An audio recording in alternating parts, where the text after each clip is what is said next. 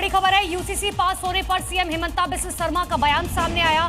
Live in relation का registration अनिवार्य है, ये कहा गया सीएम की तरफ से। असम में शरिया कानून लागू नहीं होगा, हिंदू मैरिज एक्ट भी लागू नहीं होगा और उसके लिए बाकायदा नियम बनाए जा रहे हैं।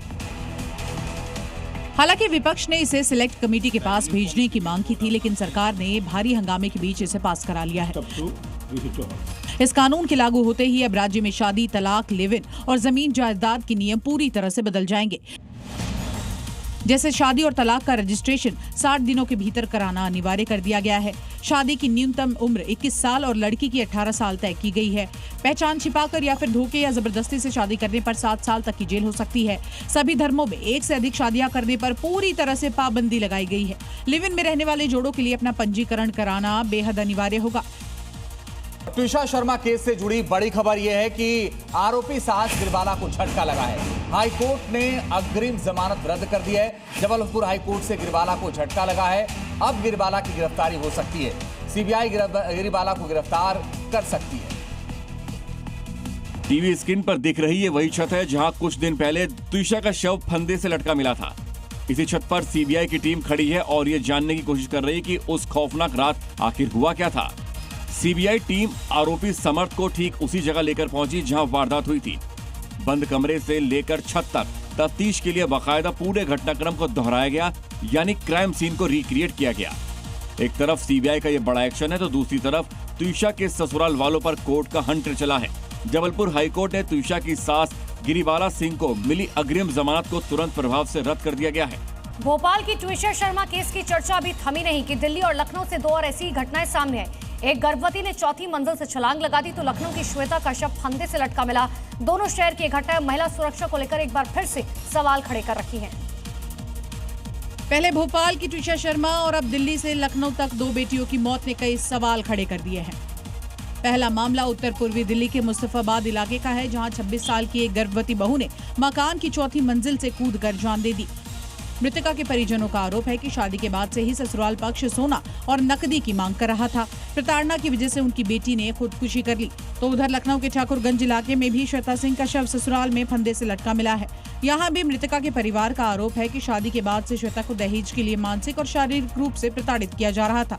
पुलिस अब दोनों मामलों में हर पहलू से जाँच कर रही है।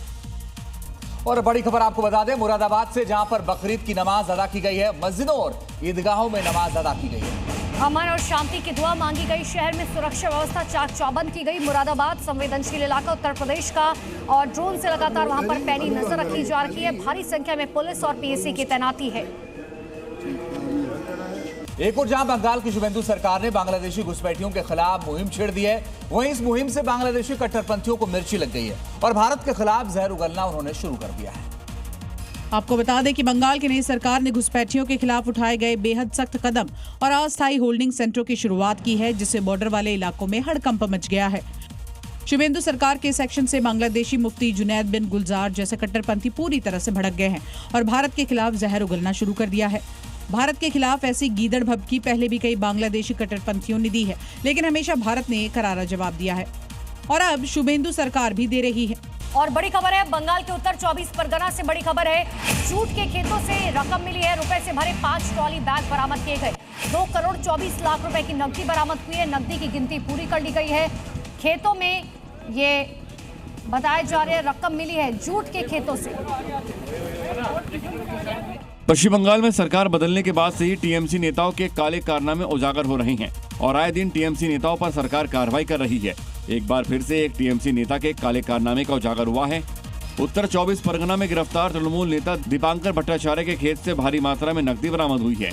ट्रॉली बैग में रखे हुए 500 रुपए के सैकड़ों नोट मिले हैं। बैग में 2 करोड़ 24 लाख रुपए मिले हैं। हालांकि स्थानीय लोगों का दावा है कि रकम कई करोड़ तक पहुंच सकती है। पैसे ट्रॉली बैग में भरकर जमीन में गाड़े गए थे। और पश्चिम बंगाल के 12/7 से बड़ी खबर, कादर मोल्ला समेत 10 लोग गिरफ्तार किए गए हैं।